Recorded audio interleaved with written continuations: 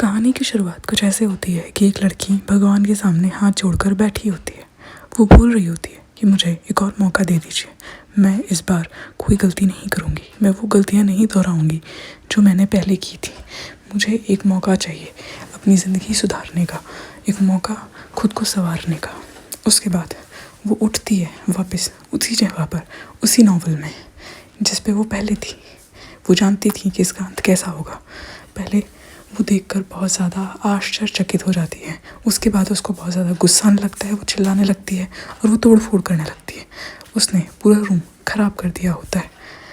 उसके बाद वो बैठकर सोच रही होती है कि मुझे ये लाइफ एक्सेप्ट करनी चाहिए कि मैं मर जाऊँ। बट फिर कुछ समय बाद वो सोचकर खड़ी होती है और जाती है कि नहीं, मैं नई शुरुआत करूँगी। और उस नई शुरुआत के लिए उसको चाहिए होता है अपना हस्बैंड, अपना पति, जिससे वो जाके मिले और बात करे। वो अपने पति को ढूंढने जा रही होती है और वो डिसाइड करती है कि अब इस बार कोई गलती नहीं होगी। इस बार मैं उससे मिलूँगी, बात करूँगी और अपना रिश्ता सुधारूँगी। इस बार कोई भी गलती नहीं होगी। उसका पति कोर्ट था, एक अच्छा खासा मिलिट्री ऑफिसर और बहुत पैसे वाला आदमी उस जगह का। वो उसके सोल्जर से पूछती है कि वो कहाँ है, मुझे उससे बात करनी है। फिर वो उसको बताते हैं और वो जाती है उसके कमरे में। लेकिन तब वो कपड़े चेंज कर रहा होता है, वो नहा कर आया होता है, तो वो देखकर थोड़ा हेजिटेट हो जाती है। बट देन वो वापस कोशिश करती है क्योंकि उसको इस बार अपनी गलतियाँ नहीं दोहरानी। तो वो अंदर जाती है और उससे बात करने की कोशिश करती है। फिर लेकिन जब वो बात करती है कि हम बच्चा करते हैं, बट वो मना कर देता है क्योंकि वो सोचता है कि वो अभी इसको हर्ट नहीं करना चाहता है। लेकिन वो नहीं समझती और वो सोचती है कि उसकी लाइफ में कोई और वुमेन है, औरत है। वो नहीं समझ रही होती है वो चीज़। उसके बाद वो नीचे बाहर से सोल्जर को बुलाकर उसको भिजवा देता है उसके कमरे में। और उसको लगता है कि उसका पति उसकी फीलिंग समझ नहीं रहा है, बट वो बहुत केयर करता है उसके बारे में और बहुत सोचता है उसके बारे में। ये गलतफहमी उसकी जल्दी ही दूर हो जाएगी। उसके बाद वो उसका कोट वापस करके चला जाता है और वो उसको मुंह बना के देखती रहती है। फिर जब वो एक बालकनी से गुजर रही होती है तो वो एक नौकरानी को बोलते हुए सुनती है कि जो डचेस है वो तो ऐसी ही हैं, वो ज़्यादा कुछ नहीं जानती हैं, ज़्यादा बोलती भी नहीं है। मैं ही लूँगी नेक्स्ट डचेस की जगह, उसके बाद फिर मैं राज करूँगी यहाँ पर। ये सुन के वो बहुत ज़्यादा गुस्सा हो जाती है और उसको एक थप्पड़ मार देती है। और किसी ने नहीं सोचा होता है कि डचेस का ये रिएक्शन रहेगा। उसके बाद फिर उसको इतना गुस्सा आ रहा होता है, वो अपना गुस्सा कंट्रोल नहीं कर पाती ये सब बातें सुन के। तो फिर वो उसे एक पनिशमेंट देती है छड़ी से मारने की। वो छड़ी मंगाती है, उसका हाथ आगे करती है और बहुत सारी छड़ी से मारती है। उसके कारण उसके हाथों में भी घाव हो जाता है और उसको वो भी नहीं दिख रहा होता है। वो बस मारती रहती है, मारती रहती है और मारती रहती है। फिर वहीं से उसका पति गुजर रहा होता है तो वो उसको रोकता है और उससे पूछता है कि तुम्हारे हाथ कैसा है, तुम्हारा हाथ दुख रहा होगा, तुम जाओ आराम करो, मैं यहाँ देख लूँगा। लेकिन वो गलत समझती है और गुस्से में निकल जाती है। बट उसका हाथ बहुत ज़्यादा ज़ख्मी था। वो यही सोचती है कि उसके पति की लाइफ में यही औरत है शायद, बट वो ये नहीं जानती कि वो उससे बहुत प्यार करता है। उसके बाद वो बिना कुछ सुने समझे ही चली जाती है दौड़कर अपने कमरे में। वो जब अपने कमरे में जा रही होती तो भी यही सोचती है कि मेरा पति किसी और से प्यार करता है और मैं क्या करूँ अब। फिर वो जाके अपने बिस्तर में लेटकर पूरा रात यही सोचती रहती है और रात में बिना अपने हाथ में कुछ लगाए सो जाती है। अगले दिन एक नौकरानी उसके रूम में आती है गर्म पानी लेकर कि उसका वो हाथ साफ़ कर सके। जब वो उसका हाथ साफ़ करे तब मुझे लग रहा था कि नहीं, मैं अकेली नहीं हूँ, कोई ना कोई मेरे साथ है जो मेरा साथ देगा। उसके बाद वो उससे बातें करती है और फिर वो सोचती है कि मैं एक बिज़नेस स्टार्ट करूँगी, कारोबार जो उसको पैसा दिलाएगा। तो वो अगले दिन बटलर के पास जाती है और अपना प्लान समझाती है। बटलर सुनकर खुश तो हो जाता है, लेकिन वो अभी फैसला नहीं कर पाता कि साथ देना चाहिए कि नहीं देना चाहिए, क्योंकि कारोबार खड़ा करने के लिए पैसा लगता है। और डचेस पहले किसी चीज़ में हिस्सा नहीं लेती थी तो काफ़ी ज़्यादा डाउट था। लेकिन फिर जब वो उसका पूरा प्लान सुनता है, हर चीज़ सुनता है, वो सुनता है कि हमें कैसे करना है, तो वो बहुत ज़्यादा खुश हो जाता है और वो बोलता है कि मैं आपका साथ दूंगा, आप करिए। वो इसलिए भी खुश होता है कि मालकिन हर चीज़ में हिस्सा ले रही हैं और अब वो सपोर्ट करेंगी हर चीज़ का। उसका पति भी उसका बहुत सपोर्ट करता है। वो सब सुन रहा होता है, देख रहा होता है ऊपर से। फिर वो उसको बुलाता है और बोलता है कि तुम अकेले नहीं करोगी, एक सिपाही को अपने साथ रखो जो तुम्हारे सुरक्षा का ध्यान रखेगा। वो सिपाही होता है गैस पर, जो उसका बहुत खास होता है। वो खुद से आगे आता है और बोलता है कि मैं आपके साथ चलूँगा, क्योंकि बाकी सिपाही डर रहे होते हैं। उसके बाद फिर जब वो चुन लेता है कि हाँ ठीक है, मैं आपके साथ चलूँगा, तो वो प्लानिंग बताती है, वो सब समझाती है और फिर लोगों ने डिसाइड करा होता है वो अगले दिन सुबह सुबह विलेज के लिए निकलेंगे।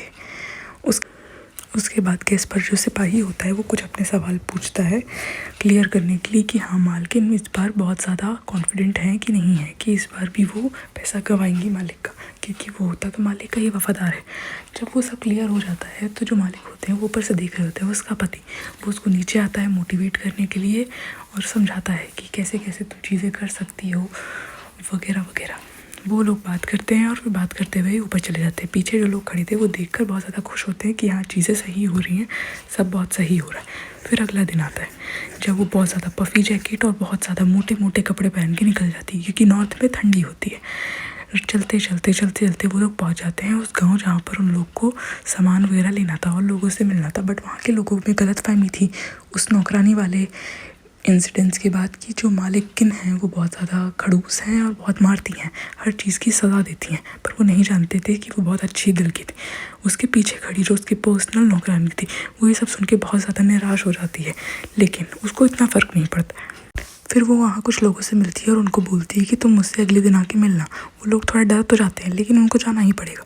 उसके बाद फिर वो एक मोमबत्ती बनाने वाले के पास जाती है जहाँ पर उसको एक बच्चा मिलता है जो बहुत ही अद्भुत मोमबत्तियाँ बनाता है अपने हाथों से।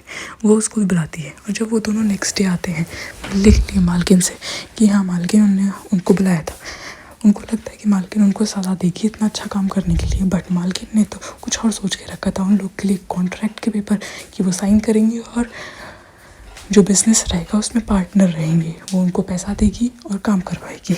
उसकी बहुत अच्छी योजना थी। तो जो वो लोग आए थे बच्चा और नैनी वो बहुत ज़्यादा खुश हो जाते हैं सुनकर और वो साथ देने का वादा करते हैं। उसके बाद कुछ कागज़ देती है उनको हस्ताक्षर करने के लिए, फिर वो उसको साइन करते हैं और वो फिर उनको विस्तार से हर चीज़ समझाती है। उसके फेस में वो रौनक देखकर सब बहुत ज़्यादा खुश हो जाते हैं कि इस बार मालकिन कुछ ना कुछ करके दिखाएंगी। और उसने सोचा भी होता है कि इस बार वो बहुत पैसा बनाएंगी और ख़ुद ही कमाएगी और हर चीज़ खुद पे खर्च करेगी। वो अपनी पहले वाली लाइफ की तरह भीख नहीं मांगना चाहती थी लोगों से, भगवान के सामने गिड़गिड़ाना नहीं चाहती थी क्योंकि वो बहुत दर्द भरी लाइफ थी। उसके बाद लेकिन काफ़ी लोग को उसके बाद भरोसा नहीं होता है। जैसे कुछ नौकरानियाँ उसकी पर्सनल मेट को बहुत परेशान करती थी इस वजह से, क्योंकि उनको भरोसा था कि वो इस बार भी कुछ ना कुछ गलत करेंगी और मालिक के सर ही चढ़ेंगी। वो उनको परेशान करने के लिए ये सब कर रही हैं, लेकिन वो नहीं जानते थे कि इस बार मालकिन हर चीज़ जानती है और देखती है और सब समझती हैं, पर तो भी वो किसी को बुरा व्यवहार नहीं करती हैं। वो उसकी पर्सनल मेट के कपड़े चला देते हैं। फिर जब वो कोशिश करती है उनसे बात करने की, चीज़ें सुलझाने की, तो वो ज़्यादा बिगड़ती जाती है और रोज़ उसके कपड़े चलाए जाते हैं, लेकिन तो भी वो मालकिन को कुछ नहीं बताती है। बट मालकिन सब देख लेती हैं और उसको बोलती हैं कि तुम मेरा स्वेटर पहन सकती हो। ये सुन के वो बहुत ज़्यादा खुश हो जाती है और बोलती है कि मालकिन सबका ख्याल रखती है। उसके बाद रात में वो अपने पति से बात करने जाती है कि हम लोग को अपना रिश्ता आगे बढ़ाना चाहिए। बट उसके पति यही बोलता है कि तुम अभी जिस काम पे ध्यान दे रही हो उस काम पे ध्यान दो। इसके कारण उनके रिश्ते में भी सुलझने कम हो रही थी और रिश्ता आगे बढ़ रहा था। वो एक दूसरे को समझने की कोशिश कर रहे थे। बहुत खूब बेलेंसिया आराम से घोड़ा सीख रही थी अपने गार्डन में, क्योंकि उसको काफ़ी समय से मन था हॉर्स राइडिंग सीखने का। तो हॉर्स राइडिंग सिखाने के लिए आरोन उसको एक खाली मैदान में लेकर आया था जहाँ वो उसको बता रहा था घोड़े को कंट्रोल कैसे करना है। पर उसको बहुत ज़्यादा मुश्किल हो रही थी सीखने में क्योंकि वो उसका फर्स्ट टाइम था। तो अब वो उसको प्यार से सिखा रहा था, उसको बैठाकर घुमा रहा था उसी घोड़े में। तभी वहाँ दो लोग आते हैं जो बेलेंसिया के बिजनेस पार्टनर है। वो दोनों उस सामान दिखाने लेकर आए थे उसे, बट उन्होंने देखा नहीं था कि मालकिन मालिक के साथ है। तो वो लोग थोड़ा झिझक गए क्योंकि उनको सामान दिखाना था। उसके बाद आरोन चला गया वहाँ से अपने काम पर। तभी वहाँ पर उसके पापा और उसके भाई बात कर रहे थे कि वो 10 सालों से अपनी बहन से नहीं मिले हैं और वो अपनी बेटी से नहीं मिले हैं। उनको अब लग रहा है कि उनकी बेटी एक बहुत अच्छी यंग लेडी बन चुकी होगी 10 सालों में, लेकिन वो अभी घोड़ा सीखने में ही स्ट्रगल कर रही है। वो काफ़ी ज़्यादा कमज़ोर है, इस वजह से वो घोड़ा सीख नहीं पा रही है। उसके पास स्टेमिना नहीं है और वो गिर जाती है। तो आरोन आके पीछे से उसको उठा लेता है। उसके बाद वो लोग वापस सीखने जाते हैं कहीं और फिर आरोन का सडन प्लान बन जाता है कैपिटल सिटी जाने के लिए। कैपिटल सिटी जाने के लिए आरोन अपने कपड़े वगैरह पैक कर रहा था। तो बेलेंसिया आया कि वहाँ देखती है कि उसके पति के पास बहुत पुराने कपड़े हैं। तो वो पूछती है अपने बटलर से कि आप सच में इतने गरीब हैं कि हम कपड़े नहीं खरीद सकते। वो उसके कपड़े देख के बहुत ज़्यादा गुस्सा हो जाती है और सारे कपड़े इधर उधर फेंकने लगती। बोलती है ये पुराना है, ये ओल्ड फैशन है, ये फटा हुआ है, वो ऐसे कपड़े कैसे पहन सकते हैं, उनने काफ़ी समय से कपड़े नहीं लिए थे। और ये सब उसका पति खिड़की से देख कर बहुत ज़्यादा हंस रहा था क्योंकि उसको बहुत ज़्यादा फ़नी लग रही थी उसकी वाइफ उस समय। तभी उसका एक सोल्जर आ जाता है जो बोलता है कि मैडम अगर आपको ये सब कपड़े फेक नहीं है तो आप मुझे दे दीजिए ये सब कपड़े। उसने कहा ठीक है तुम ये कपड़े ले जा सकते हो, और फिर उसने वो कपड़े दे दिए। उसके बाद उसने देखा उसका पति खिड़की से उसको देख रहा था ऊपर से और हंस रहा था, और जैसे ही उसकी आंखें मिली वो चला गया। तो उसको गुस्सा आ गया। उसके बाद फिर वो लोग निकलने के लिए रेडी होने चले गए। फिर जब वो कैपिटल सिटी के लिए निकल रहे थे तो बेलेंसियागा बहुत ज़्यादा खुश थी। उसके बाद वो लोग अपनी जगह से निकल गए। पूरे लोग एक साथ सारा सामान, घोड़े और बहुत सारी चीज़ें लेकर वो जा रहे थे कैपिटल सिटी, क्योंकि उन लोग को वहाँ बहुत सारा काम था और वो काफ़ी दिन रुकने वाले थे। बीच में वो काफ़ी जगह रुक भी रहे थे, बातचीत भी कर रहे थे, मौज मस्ती कर रहे थे। उसके बाद आरॉन का जो मेन एक सहा करता है, जो उसका सोल्जर भी है, वो आगे पीछे घूम रहा था क्योंकि उसने उसको बहुत सारे कपड़े दिए। तो आरॉन अब उससे जल रहा था। तो वो अपनी बीवी को लेकर एक झरने के पास चला गया बात करने के लिए शांति से। उन लोगों ने काफ़ी ज़्यादा बात करी और तभी उसकी वाइफ को उसके भाई की याद आने लगी। तो वो बता रही थी उसको कि उसका जो भाई था वो कैसे केक के लिए लड़ा करते थे। वो लोग एक केक को बांटने के लिए कितना लड़ते थे कि चॉकलेट केक एक ही होता था। तो हमेशा उसके पापा उसका साइड लेते थे और उसको वो चॉकलेट केक देते थे और उसके भाई को क्रीम वाला केक खाना पड़ता था। वो ये सब बता रही थी, तभी उसको रोना आ गया। वो खुश भी थी, एक्साइटेड भी थी उनसे मिलने के लिए, बस उसको डर भी लग रहा था कि वो उसको एक्सेप्ट करेंगे कि नहीं करेंगे। बट जैसे तैसे रात निकल गई और वो लोग कैपिटल सिटी पहुँच गए। कैपिटल सिटी बहुत ही बड़ी और खूबसूरत थी क्योंकि थी तो वो कैपिटल सिटी ही। उसके बाद जब वो अंदर घुसे तो उन्होंने देखा कि बहुत सारे लोग उनका स्वागत कर रहे थे क्योंकि आरॉन जो था वो अपनी सिटी का राजा था और कैपिटल सिटी में सबसे मैजेस्टी रहते थे। वो फिर अपनी बीवी को लेके मैजेस्टी से मिलने गया। वहाँ पर उनका बड़ा बेटा उनसे बात कर रहा था। उनका बड़ा बेटा जो भी क्राउन प्रिंस है वह उनसे बात कर रहा था कुछ। तभी वहाँ पर आरॉन और उसकी बीवी आ जाते हैं। वो उनको ग्रीट करते हैं और वो फिर अपने घर निकल जाते हैं। रात में वो जो अपनी बीवी से बात कर रहा था तो उसको बताता है कि उसने उसके पापा और भाई के लिए एक खत भिजवा दिया कि वो हम उससे मिलने आएंगे। तो भी वो बहुत ज़्यादा डरी हुई थी क्योंकि वो 10 सालों बाद अपने पापा से मिलने जा रही थी जिनने उनकी शादी करवा दी थी बिना उसकी मर्ज़ी के। उसको डर भी लग रहा था। उसके बाद जब उसके पिता और उसके भाई को खत मिला तो वो बहुत ज़्यादा खुश हो जाते हैं और फिर वो उसका भाई खत पढ़ने लगता है उसके पिता के लिए।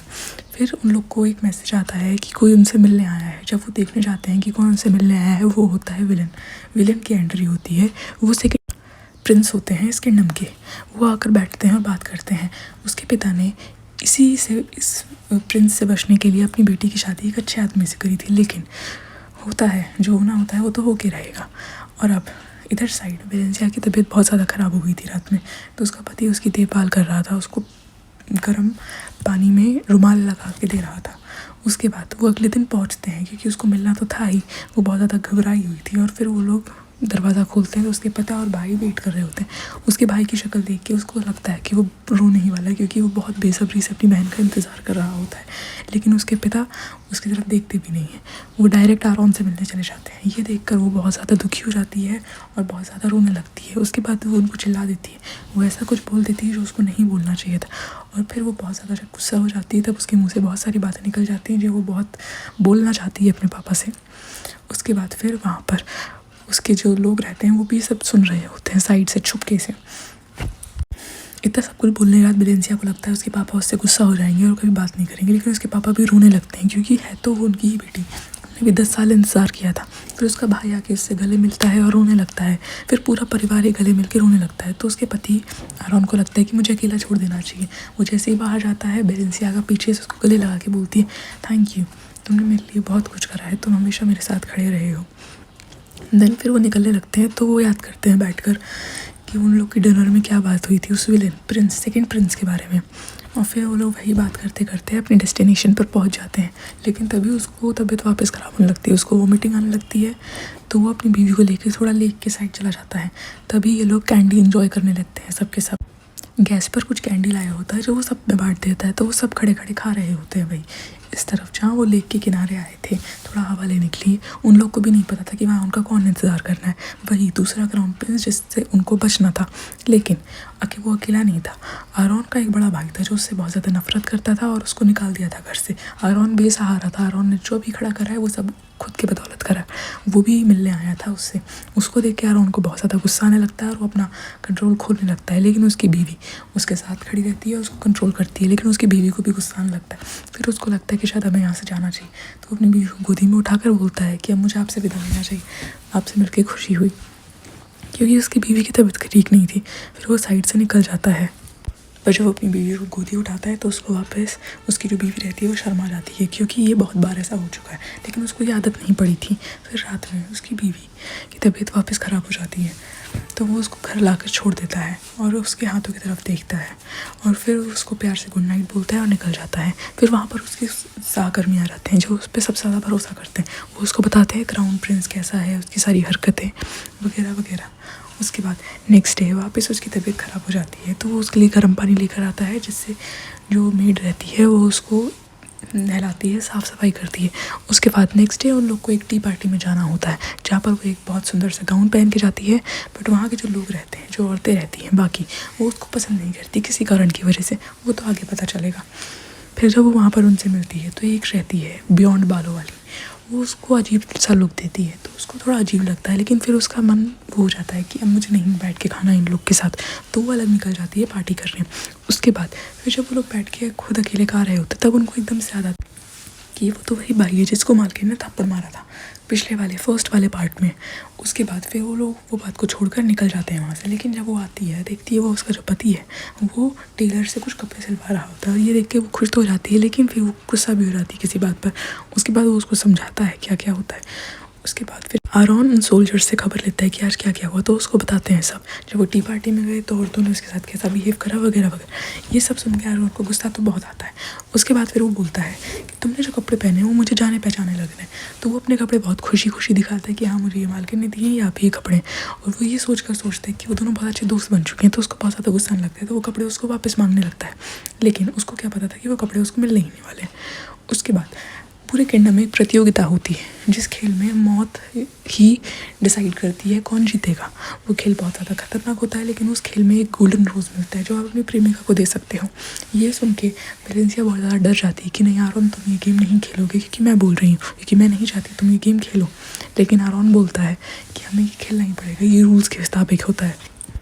और वेलेंसिया को लगता है कि आरोन कभी उसकी बात नहीं मानता, क्योंकि उसने देखा था पिछले जन्म में आरोन की मौत कैसे हुई थी, तो वो बहुत ज़्यादा डरी हुई रहती, वो बहुत ज़्यादा गुस्सा हो जाती है, फिर वहाँ से चली जाती है। अगले जब गेम खुद शुरू होता है तो वो आकर कुछ खा रही होती है। उसके बाद फिर वो अपने पति से मिलने जाती है आरोन से। उसके बाद वो आरोन को देख के खुश तो बहुत होती है कि वो बहुत ज़्यादा अच्छा दिख रहा होता है, लेकिन वो कुछ बोलती नहीं क्योंकि वो उससे गुस्सा रहती है। तो वो एक हैंकी देती है उसको और फिर बोलती है कि मैं यही चाहूँगी कि तुम ही जीतो और तुम्हें कुछ हो, क्योंकि उसको पिछले जन्म का याद था कि उसकी मौत कैसे हुई थी। वो बहुत ज़्यादा डरी हुई रहती है, तो भी उसका सपोर्ट करना पड़ता है। फिर वो आकर बैठ जाती है लोगों के बीच में और खेल शुरू हो जाता है। एक बार खेल शुरू होने के बाद सभी लोग आने लगते हैं, सभी अलग अलग किंगडम से लोग आए होते हैं इस खेल में प्रतियोगिता में हिस्सा लेने। वहाँ पर इस बार प्रिंसेस भी आती हैं, इस किंगडम की प्रिंसेस, इकलौती प्रिंसेस जो इस खेल को देखने आई होती हैं। जब खेल शुरू होता है तो पहले ही नंबर पे एक बहुत ही भयानक दृश्य देखने के लिए मिलता है, तो वेलेंसिया बहुत ज़्यादा डर जाती है, लेकिन उसको हिम्मत रखनी पड़ती है। फिर वो देखती है कि उसका जो छोटा भाई है वो भी हिस्सा ले रहा है, तो वो और ज़्यादा डर जाती है क्योंकि उसको लगता है कि उसका भाई नहीं कर पाएगा, लेकिन उसका भाई जीत जाता है। जब वो जीत जाता है तो वो गुलाब वेलेंसिया को के देता है। डरी हुई तो वो बहुत रहती है, लेकिन जैसे ही वो गुलाब देखती है वो बहुत ज़्यादा खुश हो जाती है और अपने भाई को बोलती है कि तुम आगे भी ऐसे ही जीतोगे सारे गेम्स। गुलाब को लेकर तो वो बहुत ज़्यादा खुश हो जाती है। फिर उसको लगता है कि शायद सारे लोग उसके जो जिसको वो जानती है वो सब ऐसे ही जीतते हैं। उसके बाद फिर एक गार्ड जिसको उसने कपड़े दिए थे आरोन के, वो भी लाकर रोज़ उसी को देखता है, तो वो बहुत ज़्यादा खुश हो जाती है। उसके बाद दूसरी गार्ड, एक फ़ीमेल गार्ड रहती है उनकी टीम में, वो भी रोज़ उसको ला के देती है। उसके बाद गैस पर, लेकिन गैस पर वो रोज़ उसके लिए नहीं, उसकी मेड के लिए लेकर आया था जिससे वो प्यार करता है। तो उस मेड को लगता है कि वो वेलेंसियागा के लिए लाया है, लेकिन नहीं, वो उसके लिए लाया होता है। तो वो देखकर वो बहुत ज़्यादा खुश हो जाती है और ये प्यार का एक नया शुरुआत होता है। उसके बाद वो उसका पति वहाँ साइड से खड़े होकर देखता है कि वेलेंसियागा के पास कोई बैठा है, वो बहुत ज़्यादा गुस्सा हो जाता है। फिर उसके बाद आरोन की बारी रहती है। आरोन जब आता है तब वो बोलती है उस बंदे से कि ये देखो, ये है मेरा पति, माय हस्बैंड। उसके बाद फिर आरोन भी जीत जाता है बिना किसी खतरे के, और ये देखकर वो बहुत ज़्यादा खुश हो जाती है। और आरोन का दिया हुआ रोज़ वो अपने बेड साइड में रखती है, उसको एक पानी के साथ और बहुत सुंदर वास में, कि वो उसको हमेशा देखते रहे और वो उसके हमेशा करीब रहे बिना किसी की छाया पड़े। इवनिंग का समय हो रहा होता है। पहले आती है दिखती है यूना। यूना पर्सनल मेड होती है बेलेंसियागा वहाँ की रानी की। ये होती है बेलेंसियागा वहाँ की रानी, जिसने आज एक इवेंट के लिए नेट का जड़ा हुआ सूट पहना होता है। यूना उसकी बहुत तारीफ़ कर रही होती है। उसके बाद आ जाते हैं सर गैस्पर, जो वन ऑफ द सोल्जर रहते हैं जो बेलेंसियागा को गार्ड करते हैं। उसके बाद वो उसको बताते हैं कि टाइम हो गया है, सर आने वाले होंगे। यूना और सर गैस्पर रिलेशन में होते हैं। उसके बाद बेलेंसियागा यूना को एक बहुत ही सुंदर नेकलेस देती है मोती का, जो वो उसके लिए होता है the gift of appreciation personal made बनने के। देन फिर गैस्पर उसको हेल्प करता है वो पहनने में। उसके बाद वहाँ पर बेलेंसियागा का हस्बैंड आरॉन आ जाता है। जैसे ही आरॉन आता है, आरॉन को देख के वो काफ़ी ज़्यादा शॉक हो जाती है, क्योंकि वो बहुत ज़्यादा सुंदर दिख रहा होता है, बहुत हैंडसम दिख रहा होता है, बेसिकली नॉट सुंदर। उसके बाद आरॉन उसके हाथ में किस करता है और फिर वो दोनों निकल जाते हैं पार्टी के लिए। उसके बाद पार्टी में जाने के लिए वो बहुत ज़्यादा नर्वस हो रही होती है, तो आरॉन उससे बोलता है don't be nervous, I am there with you. वो उसको तसल्ली देता है कि मैं तुम्हारे साथ ही रहूँगा। उसके बाद फिर वो लोग एंटर करते हैं पार्टी हॉल में, जो पेरिस में हो रही होती है, मेजेस्टी के पास।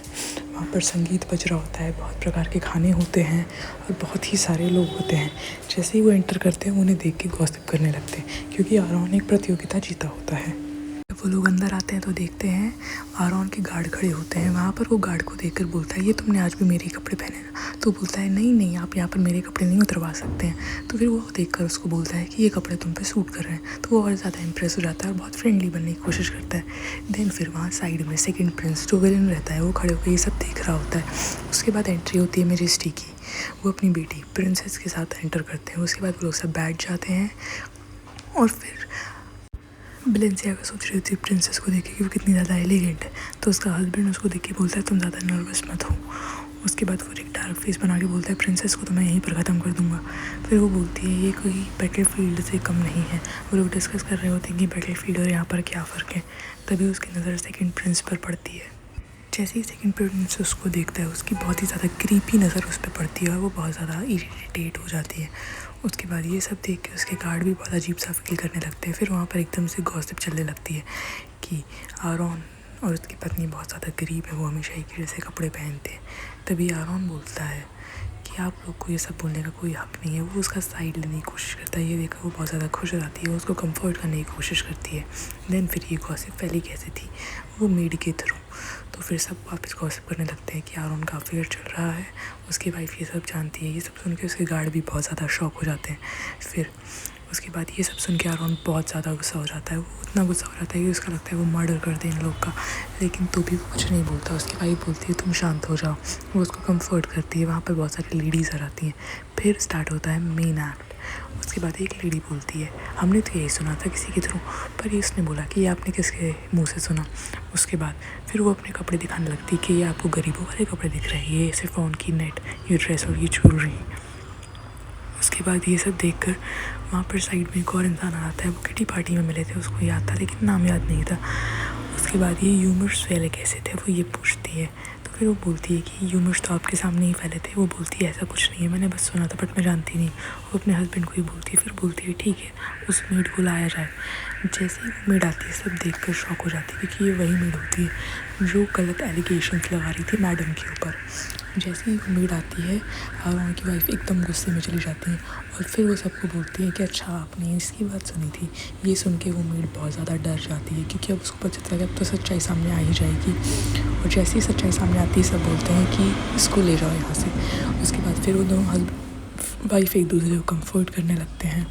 फिर वो सबको खुश देखकर वहाँ से साइड निकल जाती है थोड़ी खुली हवा खाने के लिए। और यही आरॉन का बड़ा भाई देख लेता है, जो चाहता ही है उसको किसी ट्रैप में फंसाना। फिर वहाँ पर जब वो जहाँ वो जाती है, वहाँ पर वो एक आदमी को भेज देता है कि वो उसके साथ अफेयर चलाते हुए दिखाकर उसको बेइज्जत कर सके सबके सामने। ये विंडो से खड़े होकर फर्स्ट प्रिंस देख रहा होता है। फर्स्ट प्रिंस के पास एक आदमी खड़ा होता है जिसकी बेटी को भी पनिशमेंट दी गई होती है। वो उससे माफ़ी की भीख मांग रहा होता है, लेकिन तभी वो बोलता है कि तुम ये ग्लास पकड़ो और मैं जा रहा हूँ। तभी वहाँ आरॉन आ जाता है उसको धमकी देने की मेरी वाइफ से दूर रहो। और उसको देखकर वो वैसे ही बहुत ज़्यादा डर जाता है। नीचे यहाँ पर बेलेंसियागा बोल रही होती है तुम अगर जल्दी नहीं हटे तो मैं चिल्लाऊंगी। तभी वहाँ पर यूना आ जाती है उसको बचाने के लिए। वो बोलती है आप तो ठीक तो है मैडम, और उसको देख के वो काफ़ी ज़्यादा खुश हो जाती है।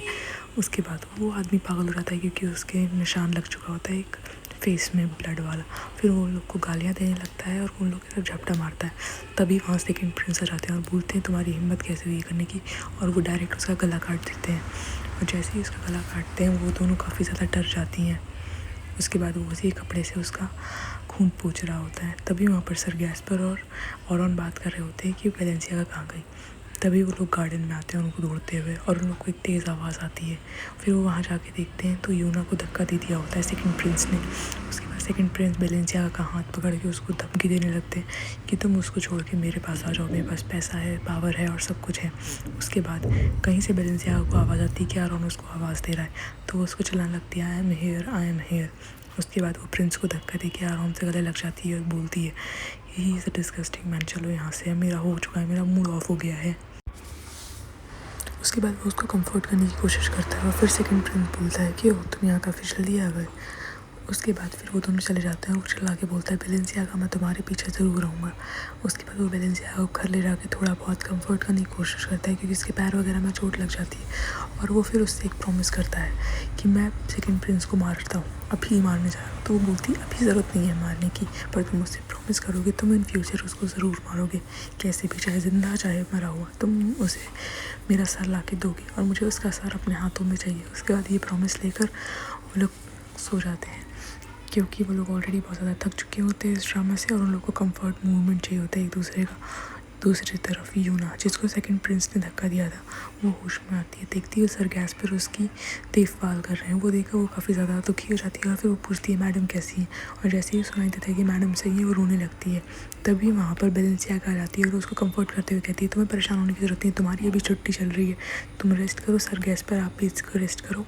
तो वो रोने लगती है काफ़ी ज़्यादा। फिर वो बोलती है कि मैं तलवारबाजी सीखूंगी क्योंकि अब मुझे खुद को प्रोटेक्ट करना सीखना पड़ेगा। तभी वहाँ पर कोई आ जाता है, उसको देख के बोलती है तो वो उसको इंट्रोड्यूस करता है मेरा नाम रॉबर्ट है और आज से मैं ही आपका ट्यूटर हूँ, मैं ही आपको तलवारबाजी सिखाऊंगा। उसके बाद उसको एक छोटी सी तलवार देता है स्टार्टिंग के लिए। देन फिर आरॉन उसके पापा और उसके भाई से बात करने निकल जाता है और वो लोग बात करते हैं बेलेंसियागा क्या कर रही थी। तो भी बेलेंसियागा इधर चाकू सीखने की कोशिश कर रही थी, वो काफ़ी हार्ड ट्रेनिंग थी और उसके हाथ से चाकू गिर गया। उसके बाद फिर वो रॉबर्ट को बोलती है तुम्हारा अगर मुझे मन नहीं है सिखाने का तो तुम मत सिखाओ, मुझे कोई दिक्कत नहीं है।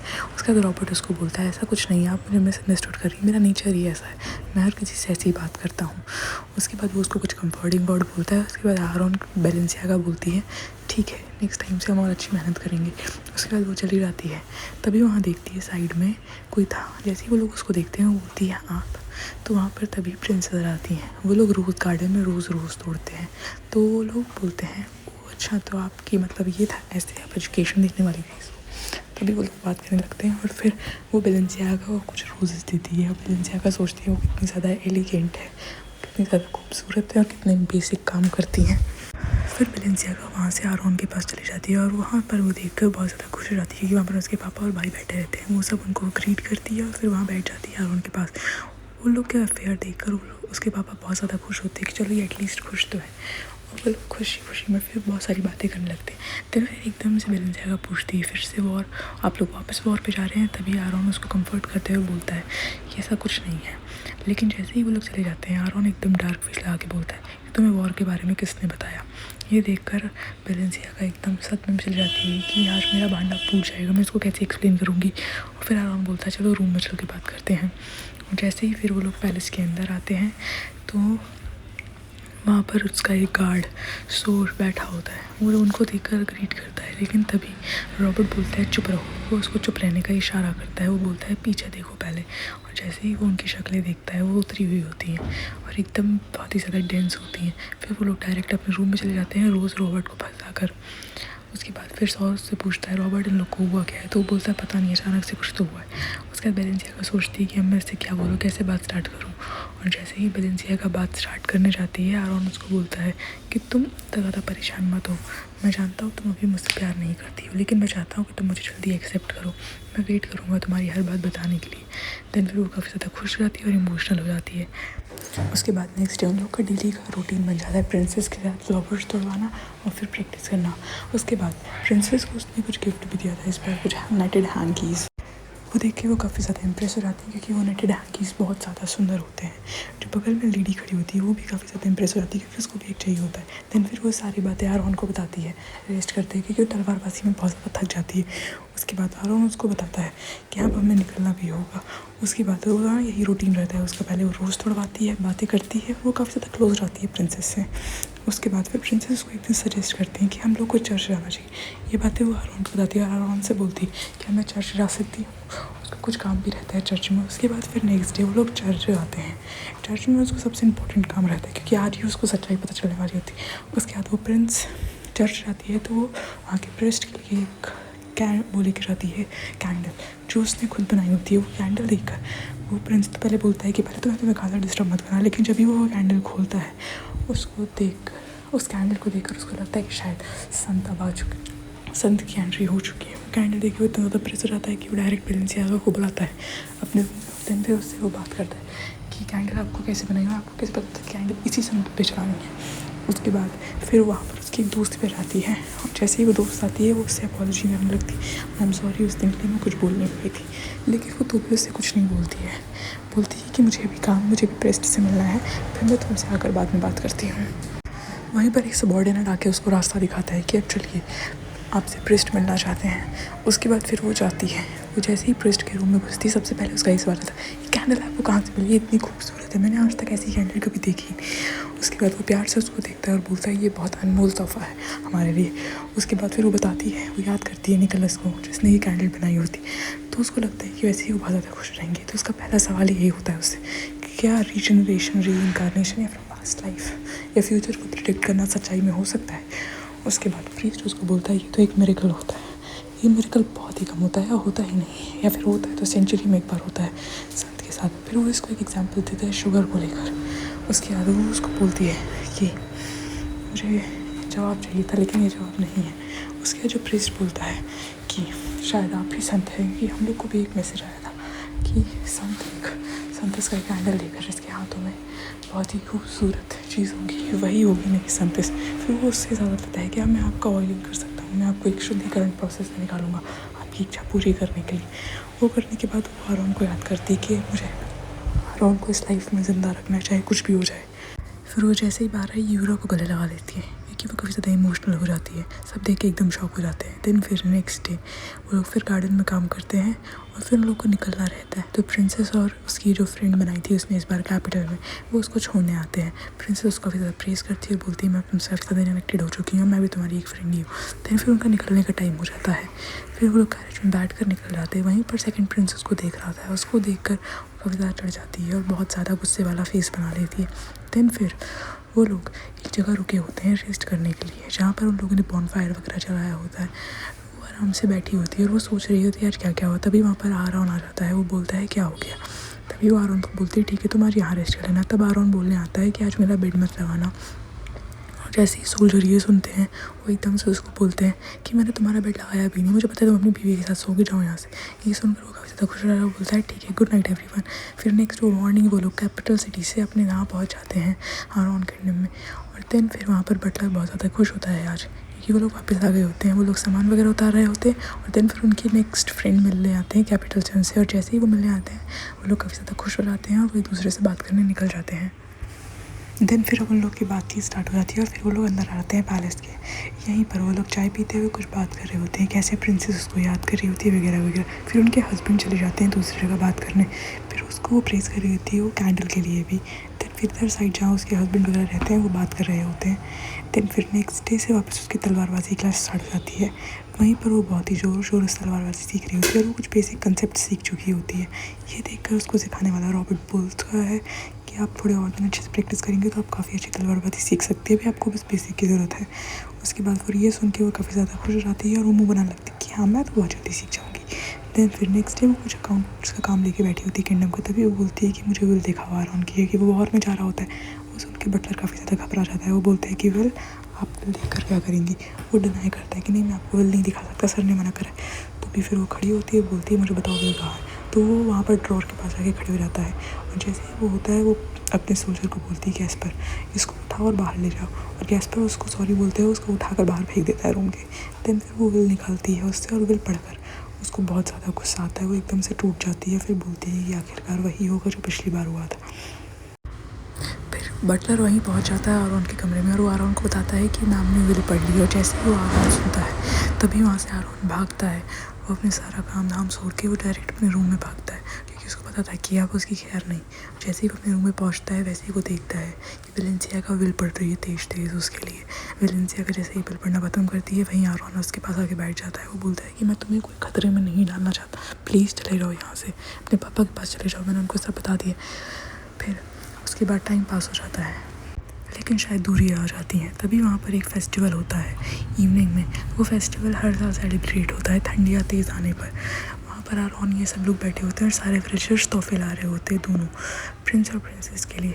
तभी वहाँ पर आरोन की बीवी वेलेंसिया के लिए एक ग्लव्स लेकर आता है कारपेंटर और उसको देता है। वो बहुत सुंदर लगाता है। तभी आरोन उसको कम्फर्ट करते हुए बोलता है वो ग्लव तुम्हारे पर काफ़ी अच्छा लग रहा है। वहीं एक तरफ कैस्पर प्रपोज कर देता है यूना को ऑफिशियली। ये देख के सब बहुत ज़्यादा शॉक और खुश हो जाते हैं। वहीं यूना काफ़ी ज़्यादा इमोशनल हो जाती है और उसको गले लगा लेती है। देन फिर नेक्स्ट डे एक बहुत बुरी खबर आती है कैपिटल से कि जो फर्स्ट प्रिंस है उनकी डेथ हो चुकी है और जो पेरिस्टी है वो काफ़ी ज़्यादा बीमार है। ये देखकर आरोन कैपिटल आता है और वो फिर लाश को देखता है कि वहीं पर फर्स्ट प्रिंस की वाइफ और बेटा होते हैं खड़े, जो आगे थ्रोन को सक्सेस करने वाले होता है। लेकिन तभी वहाँ गॉसिप चलती है कि सेकंड प्रिंस के होते हुए बच्चा कैसे ले सकता है इतना छोटा। तभी वहाँ सेकंड प्रिंस की एंट्री होती है और जैसे ही वो आरोन के बगल से गुजरता है वो उससे पूछता है वेलेंसिया कैसी है। ये सुन के आरोन बहुत ज़्यादा गुस्से में चले जाता है। तभी यहाँ पर वेलेंसिया की तबीयत बहुत ज़्यादा ख़राब हो जाती है। फिर उसको यूना बताती है कि प्रिंस आ चुके हैं। आरोन आने की खबर सुन के वो भाग के उसके पास जाती है, लेकिन आरोन उसको इग्नोर करके कैस्पर से बात करने निकल जाता है। ये देख के वो बेहोश हो जाती है कि वो बहुत ज़्यादा टेंशन में होती है। वो समझ जाती है कुछ तो बुरा होने वाला है। फिर जब वो उठती है तो आरोन उसको बताता है कि हाँ वॉर में जाना है, पर वो उसको मना करती है। वो रोकती है कि वॉर में मत जाओ, लेकिन वॉर में जाना ही पड़ेगा। तब वो आरोन को बता देती है कि मैं ऑलरेडी ये लाइफ जी चुकी हूँ और तुम इस वॉर से नहीं होगी। ये सब सुन के आरोन समझ जाता है कि यहाँ वेलेंसिया अगर तैयार हो चुकी है उसको एक्सेप्ट करने के लिए। दैन फिर वो काफ़ी ज़्यादा रोने लगती है और फिर बोलती है कोई बात नहीं, तुम जाओ, मैं तुम्हारे लिए प्रे करूँगी। दैन फिर वो लोग पैकिंग स्टार्ट करते हैं और कैस्पर को वो बोल के जाता है कि तुम्हारी जिम्मेदारी है मेरी बीवी वेलेंसिया का। वो फिर खुद को स्ट्रॉन्ग बनाती है और फिर उसको गुड बाय कहती है। और जैसे ही वो उसको जाने के लिए बोलती है तभी वो उसके पास हैंकी लेकर आता है। फिर वो हैंकी बंधवाता है और वो निकल जाता है। वो देख के वापस चक्कर खाने लगती है क्योंकि वो बहुत ज़्यादा कमज़ोर होती है बॉडी से। उसके बाद फिर वो बोलती है कि हमें 3 लेटर देने हैं, एक चर्च को, एक मेरे पापा को और एक प्रिंसेस को। तभी वहाँ कैपिटल में प्रिंसेस को वो लेटर मिलता है और वो लेटर पढ़ के वो इतने दिनों बाद बहुत ज़्यादा खुश होती है। तो वहाँ पर वो एक्स्ट्रा लेडी उससे पूछती है कि आज काफ़ी समय बाद आपकी फेस में स्माइल देखी है। तो वो बोलती है लेटर ही कुछ ऐसा था। तभी वहाँ पर वो अपनी भाभी के पास पहुँचती है, उनसे बोलती है कि आप इससे मिलिए, ये फर्स्ट प्रिंस के साइड हैंड थे, आप इसको निकोल इसकी गार्जियनशिप दे सकती हैं। उसके बाद फर्स्ट प्रिंस उसका ये प्लान सुन के काफ़ी ज़्यादा गुस्से में चला जाता है और फिर वो वहाँ से चला जाता है। और तभी वहाँ पर वो उसकी फ़ोटो लेकर वेलेंसिया की फ़ोटो लेकर बात करने लगता है कि मैं तुम्हें ज़रूर पाके रहूँगा। यहाँ इधर साइड वॉर की प्रिपरेशन चल रही होती है। वो लोग स्ट्रेटजी बना रहे होते हैं कि यहाँ पर कैसे करना है, क्योंकि ऑब्वियसली उनके पास सोल्जर्स पड़ रहे थे। उनकी जो बाहर वाली टीम रहती है वो काफ़ी ज़्यादा अच्छी रहती है। तभी वहाँ पर वेलेंसिया ने एक लेटर अपनी फ्रेंड को भेजा था, वो आ जाते हैं यहाँ पर रीइंफोर्समेंट लेके। तब भी आरोन को डाउट रहता है कि हमारे अलायंस है कि प्रिंस के प्रिजनर।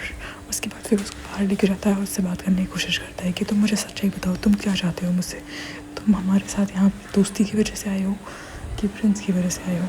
ये सुन के वो उसको बताता है कि मेरी वाइफ ने अभी मुझसे कहा था कि मुझे उसकी मदद करनी है, क्योंकि मैंने पहले भी उसको एक बार बुरा फील करवा चुका है। ये सुनकर वो उससे हाथ मिलाता है और बोलता है ठीक है अपन साथ में काम करेंगे। तभी वहाँ पर सीना आ जाती है और वो बहुत बड़ी तादाद में रहती है। दूसरी तरफ वेलेंसिया का बटलर से कुछ बात कर रही होती है, कुछ पूछताछ कर रही होती है।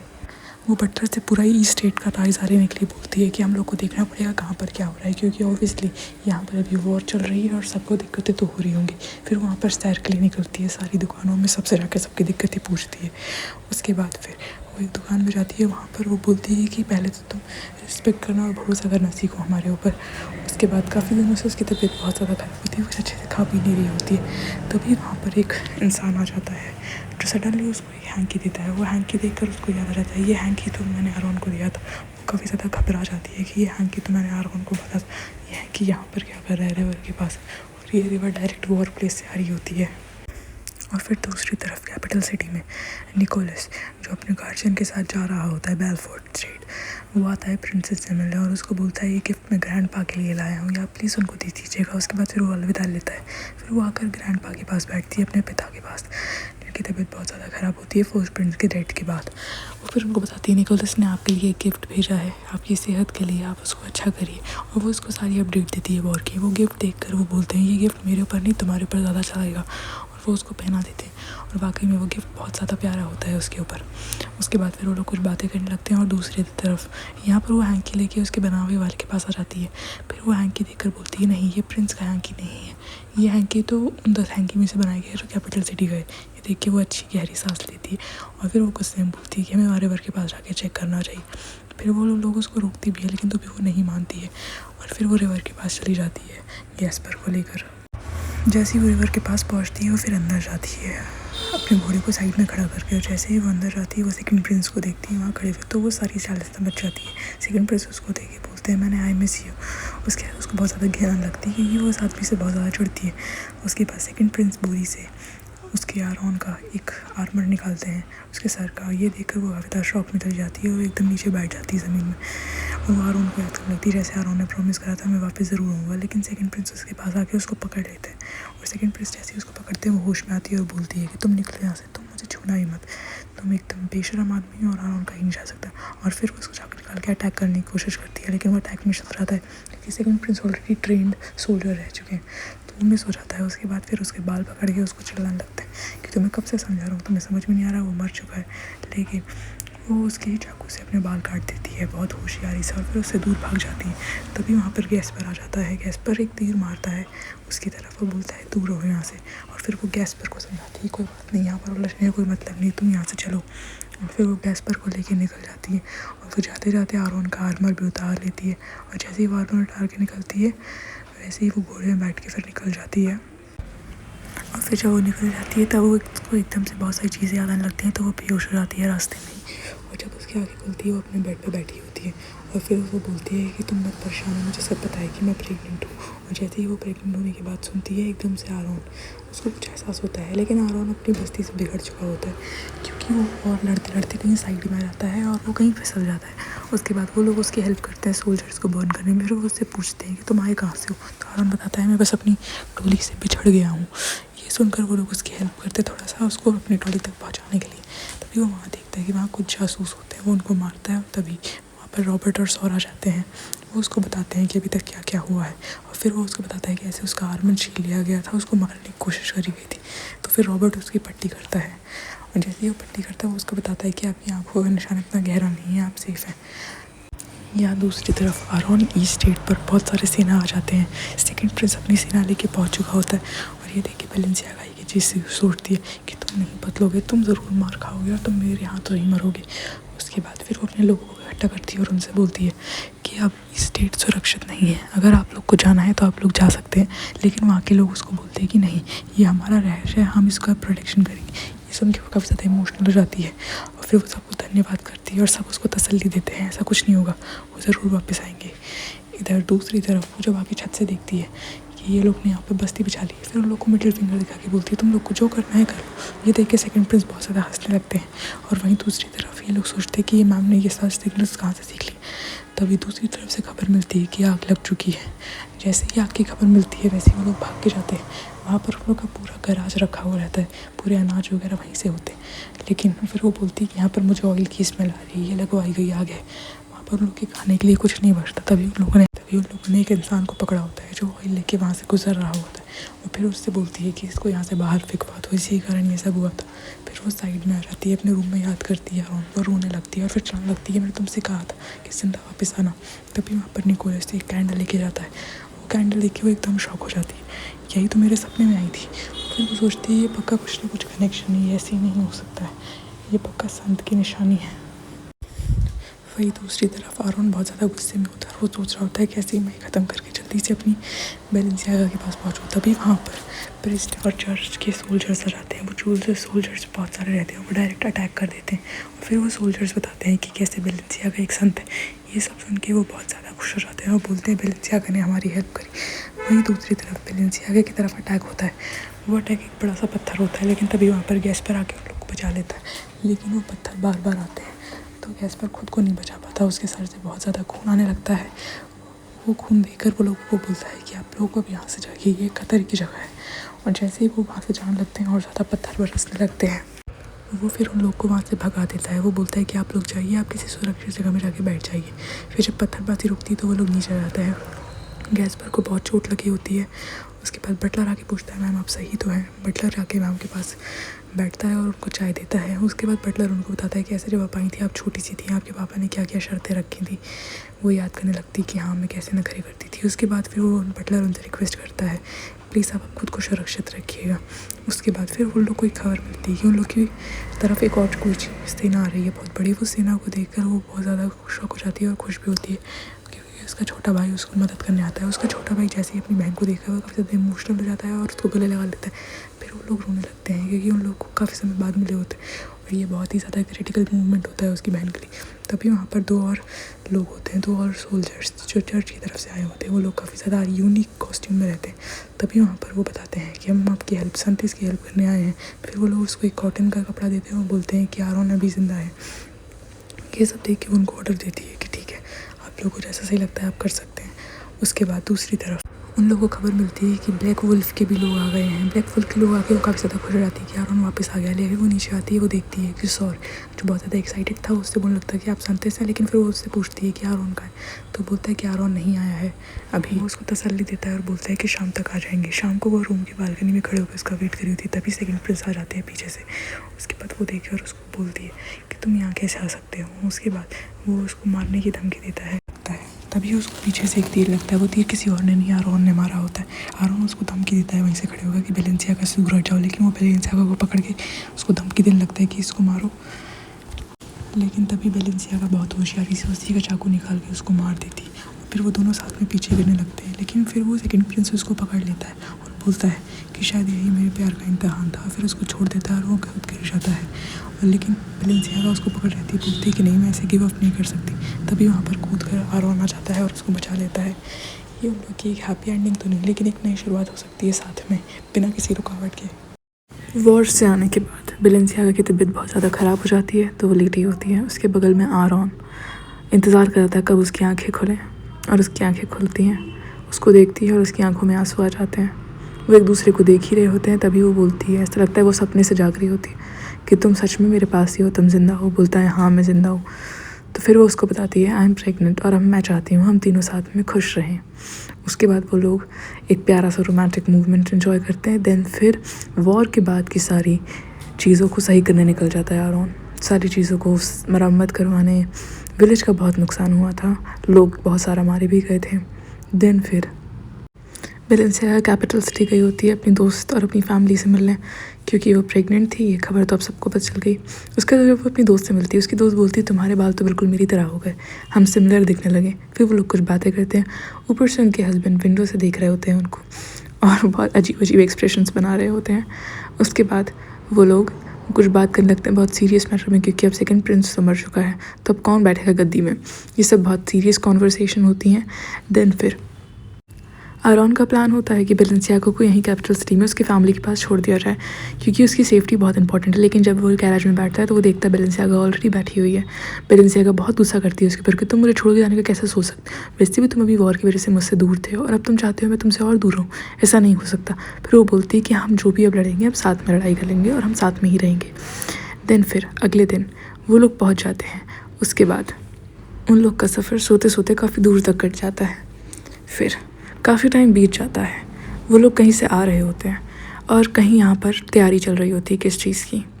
उसके बाद काफ़ी लोग इकट्ठा होते हैं, कोई फल फ्रूट कुछ ना कुछ लेके जा रहा होता है। कोई ना कोई सेलिब्रेशन होने वाला होता है और वो सेलिब्रेशन होता है यूना और गैस्पर की मैरिज। क्योंकि वो लोग काफ़ी समय से साथ में थे, तो अब बेलेंसियागा और आरोन ने सोचा उनकी भी एक धूमधाम से मैरिज करवा देनी चाहिए, शादी, जिससे वो लोग भी अपनी लाइफ में सेटल हो जाए। बेलेंसियागा का पेट बहुत ज़्यादा बड़ा हो गया था क्योंकि वो 9 मंथ प्रेग्नेंट थी। और यूना बोलती है कि पर ये ऐसा नहीं होना चाहिए, मैं अभी भी आपके साथ रहना चाहती हूँ, आपके लिए काम करना चाहती हूँ। पर बेलेंसियागा बोलती है तुम मेरे साथ ही रहोगी, बट अपनी लाइफ भी आगे बढ़ाना बहुत ज़रूरी है। देन फिर वो दोनों निकल जाते हैं और शादी इंजॉय करते हैं। देन फिर कोई बोलता है कि मैं ब्राइड आ गई है। यूना बहुत सुंदर लग रही होती है। उसने बिल्कुल नेटेड क्राफ्टेड एक पोशाक ली होती है। उसके बाद गैस्पर उसको देखकर एकदम से इमोशनल हो जाते हैं और वो दोनों रोने लगते हैं। बट अब तो वो दोनों साथी हैं। उसके बाद उन लोग की शादी होती है और सब बहुत ज़्यादा इमोशनल हो जाते हैं क्योंकि सब ने इतना स्ट्रगल देख लिया होता है, वॉर और बहुत सारी ऐसी चीज़ें जो नहीं देखनी चाहिए थी। उसके बाद रात भर पार्टी चलती है धूमधाम से। उसके बाद आरॉन बोलता है कि अब मैं तुम लोग को एक प्रेजेंट देता हूँ। सब उसकी तरफ देखने लगते हैं और आरॉन बोलता है कि मैं तो अब डच बन गया हूँ और बेलेंसियागा डचेस, तो अब तुम लोग बॉरॉन हो। तुम लोग के पास एक खुद का विला होगा और हर चीज़ अब तुम लोग को संभालनी है जो पहले मेरी थी। ये सुन के वो बहुत ज़्यादा खुश हो जाता है, लेकिन तब भी यूना बोलती है कि मुझे आपके साथ ही रहना है, मुझे नैनी बनना है उस बच्चे की, और मैं आपकी देखभाल करना चाहती हूँ। मुझे बस कुछ और टाइम के लिए यहीं रहने दीजिए, उसके बाद फिर हम चले जाएंगे। तो बेलेंसियागा उसके पास आके बोलती है तुम यहीं रहोगी, तुम कहीं नहीं जाओगी, बट तुम्हें भी अपनी अपनी लाइफ जीने का बिल्कुल हक है और तुम ही इस बच्चे की नानी रहोगी। दिन फिर एक रात बेलेंसियागा बिस्तर में बैठी हुई होती है और वो एक चीज़ को रोल कर रही होती है अपने हाथों में। फिर वो देखती है कि उसकी फ्रेंड ने उसके लिए गिफ्ट भिजवाया है बहुत सारे उसके बच्चे के लिए, और एक लेटर भी है उसके साथ साथ। वो गिफ्ट देख के वो बहुत ज़्यादा खुश होती है। फिर तो बोलती है अच्छा ठीक है, तुम भी जाओ सोने और मैं ये लेटर पढ़ूंगी अब। तो वो लोग तो सोने निकल जाते हैं गैस्पर और यूना। फिर वो दूसरी तरफ लेटर पढ़ती है। उस लेटर में दिया होता है प्रेगनेंसी कितनी हर्टफुल भी हो सकती है। उसमें बताया होता है प्रेगनेंसी में क्या क्या प्रिकॉशंस लेने चाहिए और प्रेगनेंसी किस टाइप से अच्छी हो सकती है और बेनिफिशियल हो सकती है। देन फिर वहाँ पर आरॉन आ जाता है और वो उस लेटर को देखता है। उस लेटर को पढ़ के वो बहुत ज़्यादा घबरा जाता है। उसको बहुत ज़्यादा डर लगने लगता है बेलेंसियागा के खोने का। अब कुछ समय बाद वो दिन आ ही गया जब बेलेंसियागा और आरॉन का बच्चा इस दुनिया में आया। बट उस दिन कुछ और चला गया। बेलेंसियागा, उसकी सांसें रुक गई थी, वो बिल्कुल थम चुकी थी। देन फिर हम देखते हैं दूसरी तरफ बेलेंसियागा कहीं बादल जैसी जगह पे एकदम से लेटी हुई थी। वो उठी और फिर वो अपने पेट में हाथ रख के बोलती मेरा बच्चा कहाँ है। वो एकदम घबरा जाती है और इधर उधर उसको ढूंढने लगती है। तभी वहाँ पीछे से सेकंड प्रिंस जैसा कोई दिखने वाला आता है। वो उसको देख के बोलती है तुम। फिर वो बोलता है कि तुम गलत समझ रही हो, मैं वो नहीं हूँ जो तुम जानती हो। तुम यहाँ पर इसलिए हो क्योंकि तुम मर चुकी हो। पर फिर वो उससे बोलती है ऐसा नहीं हो सकता है, मुझे वापस जाना है। वो उससे लड़ने लगती है क्योंकि वो अब वापस वो लाइफ नहीं खो सकती जो उसने इतनी मुश्किल से पाई थी। उसके बाद वो उसका ये रूप देखकर बोलता है अच्छा ठीक है। तो फिर वो उसको भेजता है एक तारे के तौर पर, जो तारा सब ने देखा होता है। पूरे विलेज में वो तारा चमकता है। योना के हाथ में बेलेंसियागा का बच्चा रहता है और वो भी वो तारा देखता है। उस तारे से वापस आती है वापस बेलेंसियागा अपनी दुनिया में। उसको एक और मौका दिया होता है भगवान ने, और फिर एकदम से वो तारा फट जाता है और बहुत अच्छी सी लाइटिंग निकलती है। ये देख के उसको लगता है कि हाँ यही है वो मिरेकल जिसके बारे में संतस बात कर रही थी। देन फिर एकदम से उसकी आंखें खुलती हैं और आरॉन एकदम बिल्कुल वो हो जाता है कि ओ माय गॉड बेलेंसियागा तुम ठीक हो। देन फिर बहुत समय बीत जाता है। अब हम देखते हैं एक लड़का एक चेरी तोड़ रहा होता है एक पेड़ से। उसके हाथ में बहुत सारी बेरीज भी लगी होती हैं। वो और कोई नहीं आरॉन और बेलेंसियागा का बेटा होता है। वो बेरीज खा रहा होता है और फिर एकदम से उसको याद आता है ओ माय गॉड सुबह हो गई है, हम लोग को तो ट्रेनिंग पे जाना था। फिर वो गैस्टर को उठाता है। गैस्पर और कोई नहीं यूना और गैस्पर का बेटा होता है। वो लोग बेरीज खाते हैं, वो यहीं पर रह जाते हैं। उसके बाद फिर लोग भागते हुए अपनी कंट्री साइड जाते हैं क्योंकि वो लेट हो चुके थे, क्योंकि उन लोग को एक स्कॉटमैन की तैयारी करनी होती है और उनका मास्टर कोई और नहीं रॉबर्ट होता है। हाँ वही जो बेलेंसियागा का मास्टर था। उसके बाद फिर वो लोग भागते हुए जाते हैं। तभी उनको यूना मिल जाती है और यूना उनको रोक के बोलती है रुको रुको रुको। तभी उनका बेटा बोलता है कि नहीं हम ऑलरेडी लेट है। वो बोलती है अरे रुको। तो उसके बाद फिर वो उसके लगी हुई मुँह से बेरीज पूछती है, बोलती है कि अगर तुम ये लेके जाओगे तो और ज़्यादा फंस जाओगे। फिर वो उसको बोलता है कि चलो ठीक है थैंक यू अब हम जा रहे हैं। और यही सब ऊपर से बैठ के गैस पर देख रहा होता है। तभी वो लोग जब पहुँचते हैं अपने ट्रेनिंग ग्राउंड पे तो रॉबर्ट बोलता है कि तुम अब लेट हो, अब तुम्हें यहाँ पे चक्कर लगाने पड़ेंगे। वो उन लोग को 100 चक्कर लगाने के लिए बोलता है ग्राउंड के। उसके बाद वो लोग चक्कर लगाने लगते हैं और वो लोग बहुत ज़्यादा हाफने लगते हैं क्योंकि ऑब्वियसली 100 चक्कर बहुत ज़्यादा होते हैं। उसके बाद वहीं से बगल से सौरस आ रहा होता है तो वो बोलता है इतना भी तुम इनके ऊपर जुल्म मत दिखाओ, तुम बहुत ज़्यादा हार्डशिप दिखा रहे हो। तो वो बोलता है ज़रूरी है। उसके बाद फिर रात के समय यूना उसको बोलती है कि अच्छा बताओ अब तुम्हें क्या सुनना है। तो वो स्टोरी सुनाने के लिए बोलता है। वहीं दूसरी तरफ कैपिटल सिटी में प्रिंसेस जो होती हैं वो मैजेस्टी बन चुकी होती हैं। उसके बाद आरॉन को कैपिटल सिटी में ही रुकना पड़ता है क्योंकि वहाँ बहुत काम होता है। वो बेलेंसियागा से काफ़ी समय से नहीं मिला था, इसलिए वो बेलेंसियागा को बुलाता है। बेलेंसियागा जब यहाँ आती है किसी काम से तो फिर वो बोलती है, वो उसी ग्रीन ड्रेस में थी जो उसने उस समय पार्टी के समय पहनी थी। उसके बाद फिर जब वो आती है वो बोलती है कि हाँ हाँ मुझे इतना तो करना ही पड़ेगा, 5 सालों से अपने पति से जो नहीं मिली हूँ। उसके बाद फिर वो लोग अपना काम फिनिश करके वापस चले जाते हैं कैपिटल सिटी। जब वो वहाँ पहुँचते तब देखता है उनका बेटा बहुत ज़्यादा खुश होता है, लेकिन वो नोटिस कर लेती है कि वहाँ बेरीज़ लगी होती हैं। फिर वो बेरीज़ पूछती है और गुस्सा करती है कि तुम पूरा दिन बेरीज़ खाते रहते हो। पूरा दिन बेरीज़ खाना अच्छा नहीं होता है। देन वो लोग फिर एक हॉर्स राइडिंग में निकलते हैं। वहाँ पर वो अपनी मम्मी से पूछता है कि मम्मा अब कितना टाइम लगेगा हम लोग को। तभी वो वहाँ पर अपने डैड को देखता है जो वहाँ कुछ अरेंजमेंट्स कर रहे होते हैं। उसको देख के वो अपने डैड को आवाज़ देता है और बोलता है, ओ माय गॉड डैड हम आ गए। उसके बाद वो लोग अपने हॉर्स को साइड में रख देते हैं और वहीं झील होती है, एक प्यारी सी झील, जो क्योंकि वो लोग वहाँ पर पिकनिक बनाने आए होते हैं।